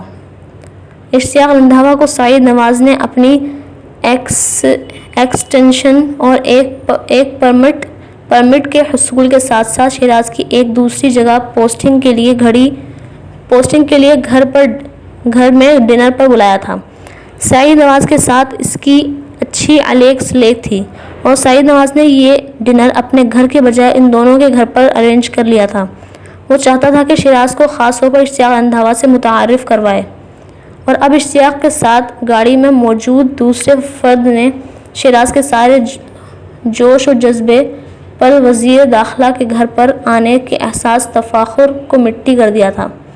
وہ اس کے ساتھ کیوں آئی تھی وہاں اس کے گھر اس وقت؟ شیراز کو اشتیاق رندھاوا کی وہ آمد اور ملاقات بھی کوئی سازش لگ رہی تھی۔ یہ پریزاد کو کیوں اٹھا لایا ہے ساتھ؟ شینا نے بھی اس کی طرح دور سے اسے دیکھ لیا تھا اور اس نے سعید نواز سے بڑبڑاتے ہوئے پوچھا۔ اس سے پہلے کہ سعید نواز کوئی جواب دیتا گاڑی پورٹیکو میں آ کر رک گئی۔ سعید نواز کے 2 ملازمین نے آگے بڑھ کر گاڑی کے دروازے کھولے۔ اشتیاق پہلے گاڑی سے اترا تھا اور اترنے کے بعد وہ سعید نواز سے ملنے کے بجائے دوسری طرف سے اترنے والی پریزاد کا منتظر رہا تھا۔ دیکھیں سعید صاحب، ہم کس کو اپنے ساتھ لے کر آئے ہیں، اس نے بڑی خوش دلی کے ساتھ زینی کو ان سے متعارف کرواتے ہوئے کہا۔ ارے رندھاوا صاحب، یہ تو خوش قسمتی ہے ہماری کہ آج آپ کے ساتھ ساتھ پریزاد نے بھی ہمارے قریب خانے پر آنے کی زحمت کی۔ سعید نواز نے شیراز اور شینا کے برعکس بے حد خوش دلی اور گرم جوشی سے آگے بڑھ کر زینی کا استقبال کیا۔ شیراز اور شینا اب سعید نواز کے حکم میں تھے۔ شیراز یکدم ہر قسم کا پروٹوکول اور ادب آداب بھول گیا تھا۔ اسے یہ بھی یاد نہیں رہا تھا کہ اسے آگے بڑھ کر اشتیاق رندھاوا سے مصافحہ کرنا تھا۔ وہ آگے بڑھتا تو اس کو اشتیاق ہی نہیں، زینی سے بھی علیق سلیق کرنی پڑتی، اور یہ ممکن ہی نہیں تھا۔ زینی اس بار اسے نہ دیکھتی، اسے اپنے سے 2 فٹ کے فاصلے پر دیکھ کر وہ کس طرح ری ایکٹ کرتی۔ یہ سول سروس اکیڈمی نہیں تھی کہ وہ لوگوں کے ہجوم میں چھپ جاتا۔ یہاں وہ ہر 1000 معجزوں کی دعائیں کرتا تب بھی معجزہ ہونے والا نہیں تھا۔ اور یہ میرا داماد شیراز اکبر۔ سعید نواز اب بیچ میں سے ہٹ گئے تھے۔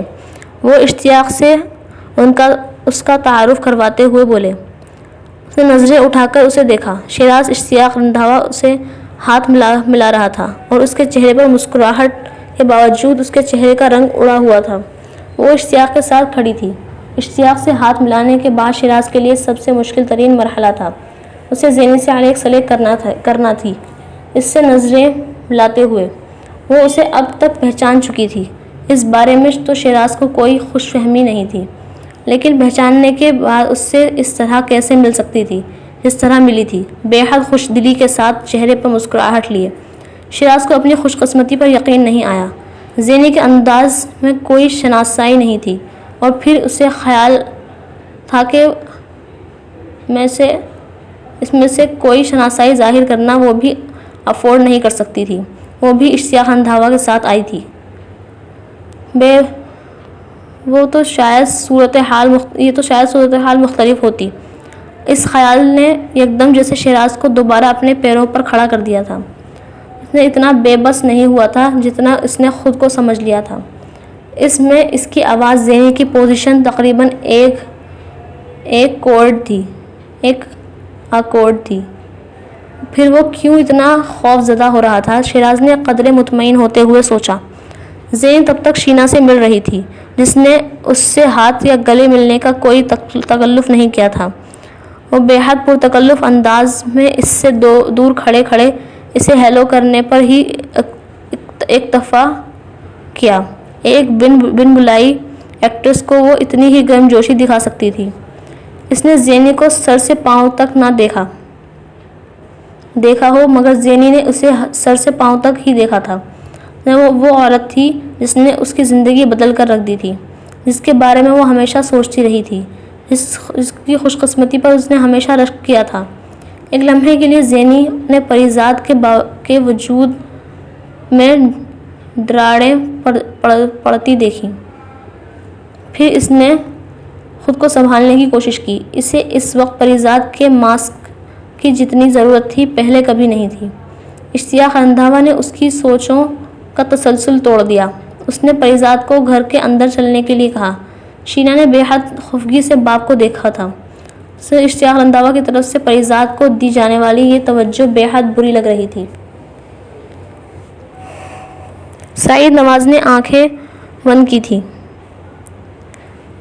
شینا کو یہ اندازہ نہیں تھا کہ وہ وہاں واحد نہیں تھی جسے اشتیاق کا پریزاد پر اس طرح قربان ہونا برا لگ رہا تھا۔ وہ اگر شیراز کے چہرے پر ایک نظر ڈال لیتی تو اسے اندازہ ہو جاتا کہ کم سے کم زندگی میں پہلی بار دونوں کو ایک ہی چیز بری لگ رہی تھی۔ گھر بڑا خوبصورت ہے آپ کا۔ زینی نے ڈرائنگ روم میں بیٹھتے ہی مشروب کا گلاس اٹھایا اور ڈرائنگ روم پر نظر ڈالتے ہوئے سعید نواز سے کہا، میرا تھا، میں نے شادی پر بیٹی کو گفٹ کر دیا ہے۔ سعید نواز نے بڑے فخریہ انداز میں مسکراتے ہوئے کہا، اوہ، تو شیراز صاحب گھر داماد کے طور پر رہ رہے ہیں یہاں۔ اس کے اگلے جملے نے شیراز کو جیسے 440 وولٹ کا کرنٹ لگایا تھا۔ ڈرائنگ روم میں ایک دم خاموشی چھا گئی۔ شینا کے ماتھے پر بالوں میں اضافہ ہو گیا، جبکہ زینی بے حد آرام سے مشروب کے گھونٹ بھرتی رہی۔ اس خاموشی کو اشتیاق رندھاوا کے قہقہے نے توڑا تھا، جو فہمائشی انداز میں ہنستے ہوئے کہہ رہا تھا، گھر داماد ہی کے بڑے فائدے ہوتے ہیں پریزاد، اور نقصان کوئی نہیں۔ کیوں شیراز صاحب؟ شیراز کو لگا کسی نے اس کے منہ پر جوتا مارا ہو۔ وہ ایک لفظ نہیں بول سکا۔ سرخ چہرے اور مصنوعی مسکراہٹ کے ساتھ اشتیاق اور سعید نواز کو دیکھتا رہا، جو ہنس رہے تھے، اور زینی مشروب کا ایک دوسرا گھونٹ لے رہی تھی۔ ویسے آپ کا اپنا گھر کہاں ہے شیراز صاحب؟ ڈیفینس میں؟ زینی نے دوسرا گھونٹ لیتے ہوئے ایک بار پھر بڑے اطمینان سے پوچھا۔ شیراز جواب نہیں دینا چاہتا تھا۔ اگر صرف زینی ہی نہیں، اشتیاق بھی اس کا چہرہ دیکھتے ہوئے جواب کا منتظر تھا۔ جی نہیں، شیراز نے مدھم آواز میں کہا۔ اچھا تو ماڈل ٹاؤن میں؟ اس نے ایک بار پھر انجان بنتے ہوئے کہا۔ نہیں۔ اس سے پہلے کہ وہ کچھ اور کہتی، سعید نواز نے جیسے شیراز کی مدد کرنے کی کوشش کی اور اس نے شیراز کے علاقے کا نام بتایا۔ شیراز کی خفت کچھ اور بڑھ گئی۔ اوہ اچھا، زینی نے یوں ظاہر کیا جیسے اسے بڑی مایوسی ہوئی ہو۔ ویسے پتہ نہیں کیوں آپ کو دیکھ کر مجھے یوں لگتا ہے جیسے میں آپ کو پہلے کہیں دیکھ چکی ہوں۔ شیراز کی جیسے جان نکل گئی تھی۔ ڈرائنگ روم میں بیٹھا ہر شخص چونک کر شیراز کو دیکھنے لگا تھا۔ آپ کے والد صاحب کیا کرتے ہیں؟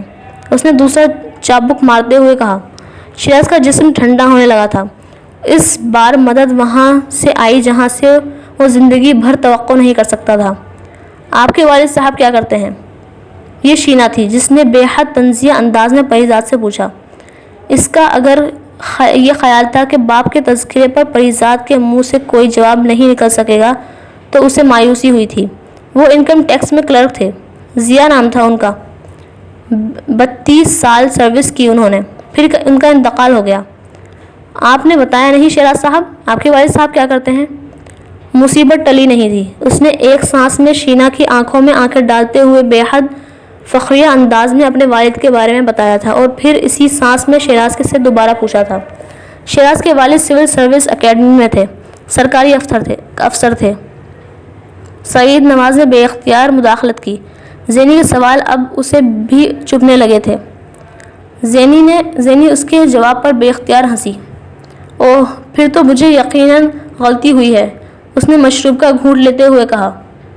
اصل میں ہمارے محلے میں ایک لڑکا ہوتا تھا، باپ شاید میٹر ریڈر تھا اس کا۔ لڑکا بڑا لائق تھا، CSS کر لیا تھا اس نے، سنا ہے بڑی اچھی پوزیشن لی تھی اس نے، لیکن اس کے بعد اس نے اپنی منگیتر سے منگنی توڑ کر کسی سرکاری افسر کی بیٹی سے شادی کر لی۔ اس بار صرف شیراز کا رنگ فق نہیں ہوا تھا، سعید نواز اور شینا کا رنگ بھی بدل گیا تھا۔ وہ بڑے آرام سے بیٹھی شیراز کی لائف ہسٹری انہیں بتا رہی تھی۔ ہوتے ہیں ایسے کتے آدمی بھی۔ اشتیاق چند لمحوں کے لیے یہ بھول گیا تھا کہ وہ کسی کے ڈرائنگ روم میں ہے، لیکن سعید نواز تو ایسے آدمی کو اپنے گھر تک میں نہ گھسنے دیں، کہاں یہ کہ اس سے رشتہ داری کر لیں۔ کیوں سعید صاحب؟ زینی نے اگر جوتا شیراز کے منہ پر مارا تھا تو اشتیاق کی کہی ہوئی بات جوتا بن کر سعید نواز کو لگی تھی۔ جی بالکل، وہ بے حد بوکھلا گیا۔ میرا خیال ہے کھانا لگ گیا ہے، آئیں کھانا کھائیں۔ اس نے بات بدلنے کی کوشش کی تھی۔ آپ لوگ کھائیں، میرا تو بالکل موڈ نہیں ہو رہا ہے یہاں سے اٹھنے کا۔ زینی نے بڑے اطمینان سے مشروب کا خالی گلاس سائڈ ٹیبل پر رکھتے ہوئے کہا۔ تو یہیں منگوا لیتے ہیں کھانا، سعید صاحب کو زحمت نہ ہو تو۔ اشتیاق بھی دوبارہ صوفے پر بیٹھ گیا۔ نہیں زحمت کیسی، یہی کھانا سرو کروا لیتے ہیں، سعید نواز نے مصنوعی مسکراہٹ کے ساتھ کہا، جبکہ شینا نے کھا جانے والی نظروں سے زینی کو دیکھا۔ اس کا بس چلتا تو وہ اس 2 ٹکے کی ایکٹریس کو اٹھا کر اپنے گھر سے باہر پھینکوا دیتی، جو ڈرائنگ روم میں بیٹھ کر یوں ادائیں دکھا رہی تھی جیسے وہ وہاں چیف گیسٹ کے طور پر آئی ہو۔ اسے صرف زینی ہی نہیں بلکہ اشتیاق اندھاوا بھی اتنا ہی برا لگ رہا تھا۔ چند لمحوں میں ڈرائنگ روم سے منسلک ڈائننگ روم کی ٹیبلوں سے ملازموں نے کھانا لا کر ڈرائنگ روم میں بیٹھے لوگوں کو سرو کرنا شروع کر دیا۔ جیسے ہی نوکر وہاں سے غائب ہوئے، زینی نے بڑے انداز سے اپنی ڈنر پلیٹ اٹھا کر شیراز کی طرف بڑھائی۔ اگر آپ کو زحمت نہ ہو تو شیراز صاحب، تو اس میں کچھ بریانی لا دیں۔ اس بار پہلی بار شیراز کا دل چاہا وہ زینی کے چہرے پر ایک تھپڑ کھینچ مارے۔ بے عزتی کی کوئی حد ہوتی ہے، وہ اتنی زحمت نہیں کر سکتی تھی کہ اٹھ کر ٹرالی سے بریانی لے لیتی، اور اگر وہ اٹھ نہیں سکتی تھی تو اسے شیراز کو حکم دینے کے بجائے شینا کی مدد مانگنی چاہیے تھی۔ اور مجھے कड़ाही गोश्त ला दें।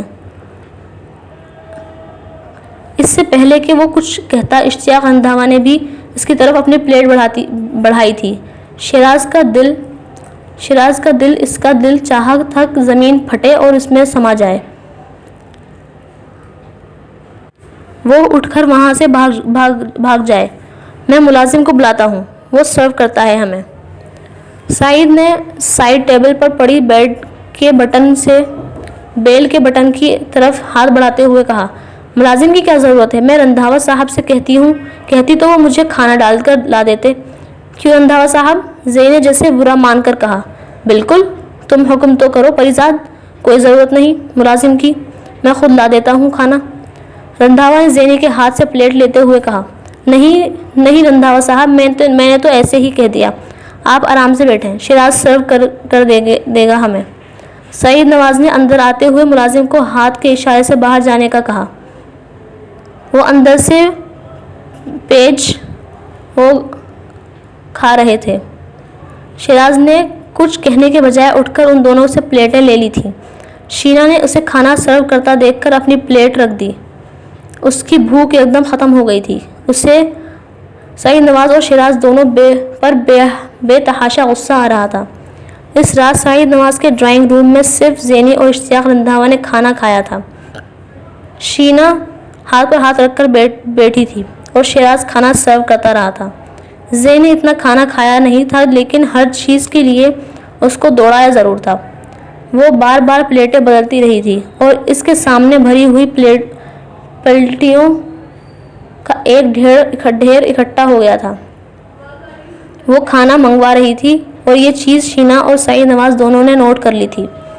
खाने के दौरान ही सईद नवाज़ ने इश्तियाक रंधावा से इन मामलात के बारे में बात की। इसके लिए उसने दरअसल उसे बुलवाया था। शिराज को यकीन था वो उन मामलात के बारे में भी कुछ न कुछ कहेगी, मगर खिलाफ तो तवक्को वो खामोश रही थी। सिर्फ शिराज की पोस्टिंग की बात पर उसने बेहद मायने खेज अंदाज में मुस्कुराते हुए शिराज को देखा था, जो नज़र चुरा गया था। जिस वक्त वो जाने के लिए घर की पोर्टिको तक पहुँचे, शिराज ने खुदा का शुक्र अदा किया था। सईद नवाज़ का बेहद खुशगवार था, क्योंकि तमाम मामला तय पा गए थे और वो अब पहले से बढ़कर रंधावा के सामने खुश था। लाउंज के दरवाजे से बाहर निकलते निकलते ज़ेनी रुक गई और उसने बेहद मासूमियत से शिराज से कहा, अरे मैं अपने जूते तो ड्राइंग रूम में ही भूल गई। शिराज साहब, ज़रा मेरे जूते तो अंदर से ला दें। वो साड़ी में बलबूस थी और किसी ने भी इसे ड्राइंग रूम में जूते छोड़ते नहीं देखा था। वो ना कहती तो शायद किसी को पता भी न चलता कि वो इस वक्त जूतों के बगैर है।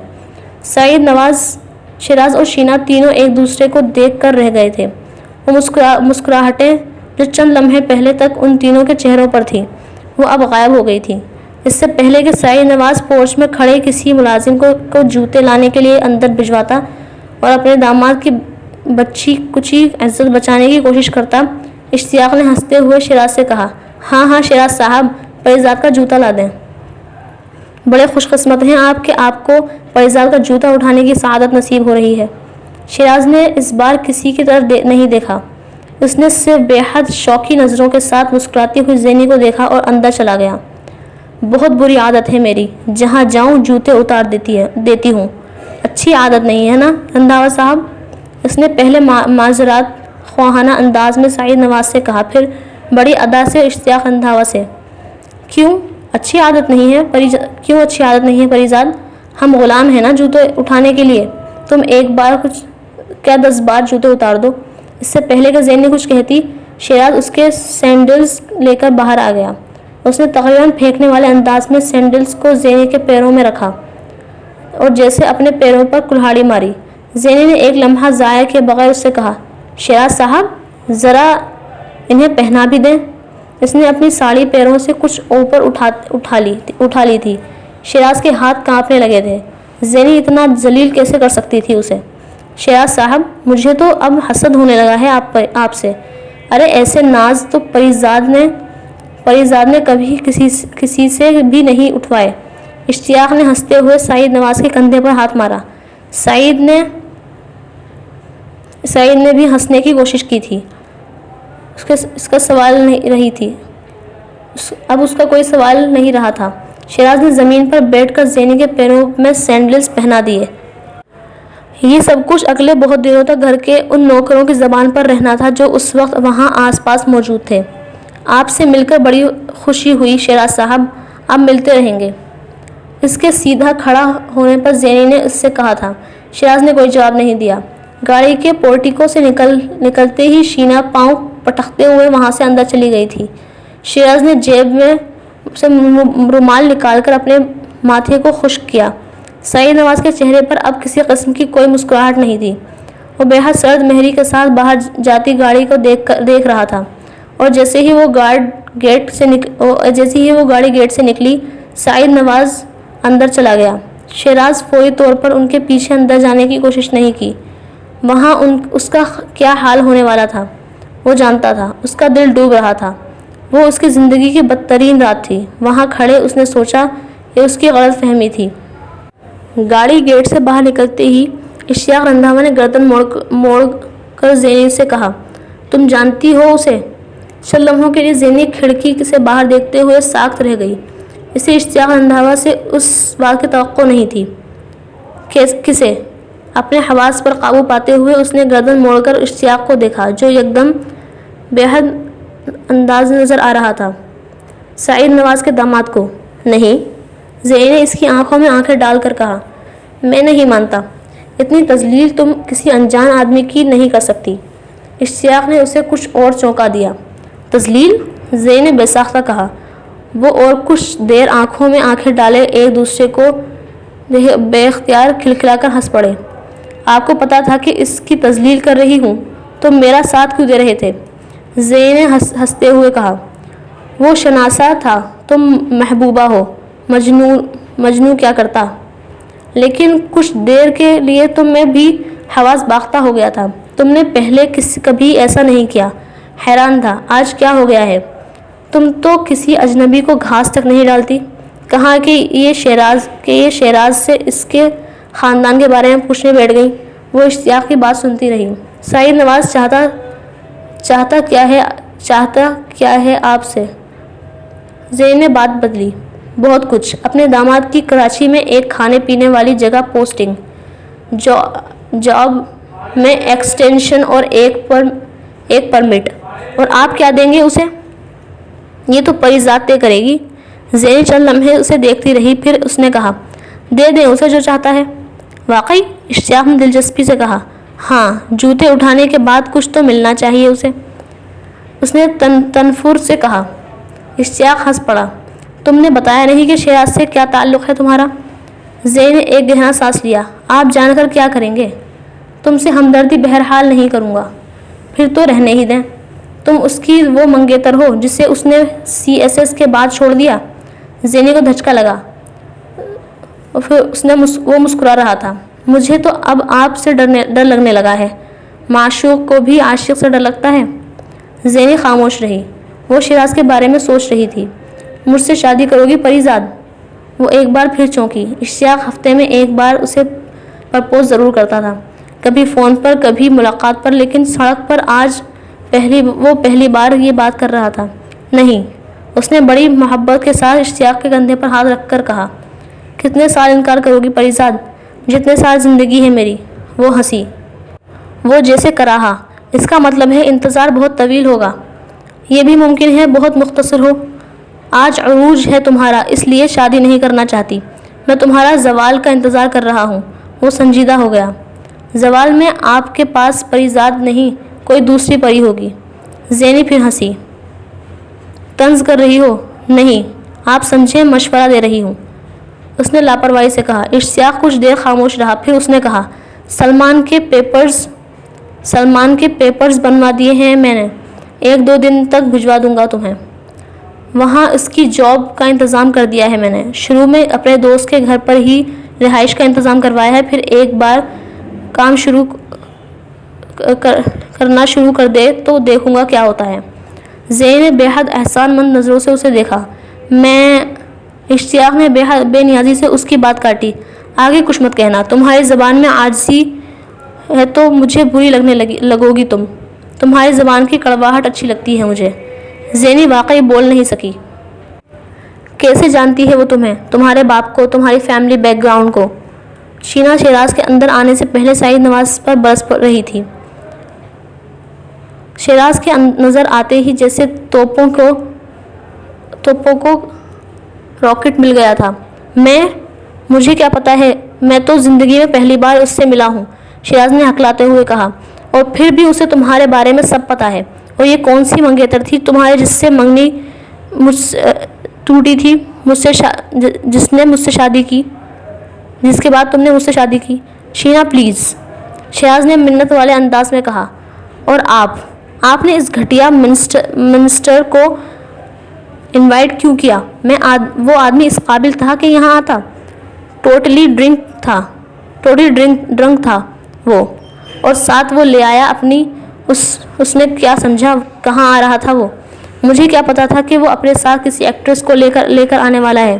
سعید نواز نے بے بسی سے کہا۔ پہلی بار شینا شیراز کے سامنے ان پر یوں چلا رہی تھی۔ آئندہ آپ کو اس 2 ٹکے کے آدمی کو بلوانا ہوا تو اپنے گھر بلوائیے گا، یہ میرا گھر ہے، کوئی نائٹ کلب نہیں ہے جہاں وہ اپنی ڈیٹ کے ساتھ آؤٹ ہو کر آئے، اس نے سختی سے کہا۔ سعید نواز نے اس بار خاموش رہنا بہتر سمجھا۔ اور تم، you are in big trouble mister, اور تم مسٹر ایک بڑی مصیبت میں گھر گئے ہو۔ وہ شیراز کو دھمکی دیتے ہوئے لاؤنج سے چلی گئی۔ اس کے جاتے ہی سعید نواز کو جیسے موقع ہاتھ آ گیا، وہ اپنا غصہ کسی دوسرے پر نکال سکے، اور شیراز ایسے کام کے لیے بہترین انتخاب تھا۔ کیا رشتہ تھا تمہارا اس سے؟ شیراز اس کے سوال اور انداز پر ہکا بکا رہ گیا۔ پاپا، میں اسے نہیں جانتا۔ یہ جھوٹ تم شینا سے بولنا، میری آنکھوں میں دھول جھونکنے کی کوشش مت کرو، سمجھے؟ میں قسم کھاتا ہوں پاپا، میں اسے نہیں جانتا۔ وہ روحانسا ہو گیا۔ اس کا بس چلتا تو وہ سعید نواز کے پاؤں پکڑ لیتا۔ میں 4 دن میں پتہ کروا لوں گا اس کے بارے میں، اور اگر مجھے پتہ چلا کہ تمہارا اس کے ساتھ کوئی چکر ہے تو تم دیکھنا میں تمہارا کیا حشر کرتا ہوں۔ وہ اسی طرح دھاڑے ہوئے کمرے سے نکل گیا۔ شیراز نے دل ہی دل میں زینی کو جی بھر گالیاں دیں۔ وہ واقعی اس کے گھر سے جاتے اسے پھانسی کے پھندے پر لٹکا گئی تھی۔ شینا، میری بات سنو پلیز، میری بات سنو۔